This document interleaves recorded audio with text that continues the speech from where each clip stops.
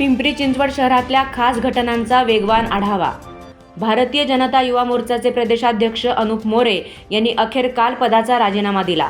युवा मोर्चाच्या महिला पदाधिकाऱ्याला धमकी दिल्याच्या प्रकरणी मोरे यांच्यावर चिंचवड पोलीस ठाण्यात गुन्हा दाखल करण्यात आला होता।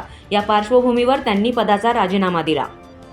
राज्य निवडणूक आयोगानं महापालिका निवडणुकीसाठी उमेदवारांना खर्च मर्यादेत तब्बल 5 लाख रुपयांची वाढ केली आहे। पिंपरी चिंचवडसाठी ही खर्चाची मर्यादा 13 लाख रुपये तर पुण्यासाठी 15 लाख रुपये असणार आहे।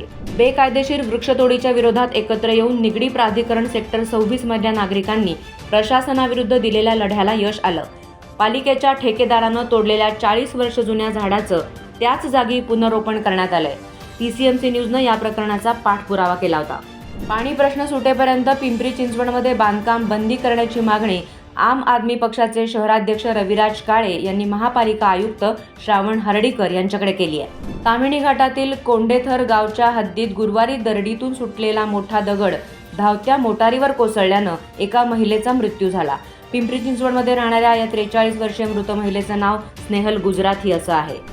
देशाचं राष्ट्रीय गीत वंदे मातरमच्या निर्मितीला 150 वर्ष पूर्ण होत असल्याच्या निमित्तानं 31 ऑक्टोबर ते 7 नोव्हेंबर या कालावधीत राज्यातील सर्व माध्यमांच्या शाळांमध्ये वंदे मातरम गीताच्या सगळ्या कडव्यांचं गायन करण्याचं आणि गीताचा इतिहास सांगणाऱ्या प्रदर्शनाचं आयोजन करण्याचे निर्देश राज्य शासनाच्या शिक्षण विभागानं दिले।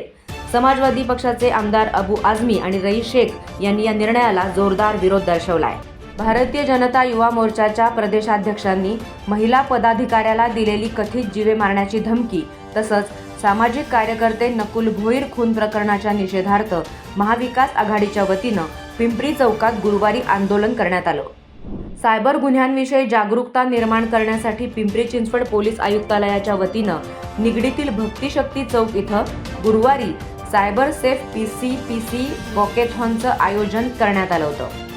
अभिनेता शिव ठाकरे, अभिनेत्री दिव्या अग्रवाल, दिग्दर्शक कौशिक ठक्कर यांच्यासह सुमारे 650 नागरिकांनी यात सहभाग नोंदवला।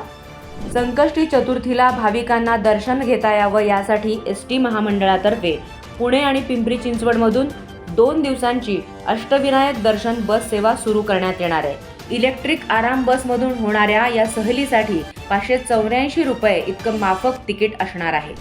फलटण इथं आत्महत्या केलेल्या डॉक्टर संपदा मुंडे यांना पिंपरी चिंचवड शहर महिला काँग्रेस आणि युवक काँग्रेसच्या कार्यकर्त्यांनी आंबेडकर स्मारक इथं भावपूर्ण श्रद्धांजली अर्पण करून घटनेचा तीव्र निषेध केला।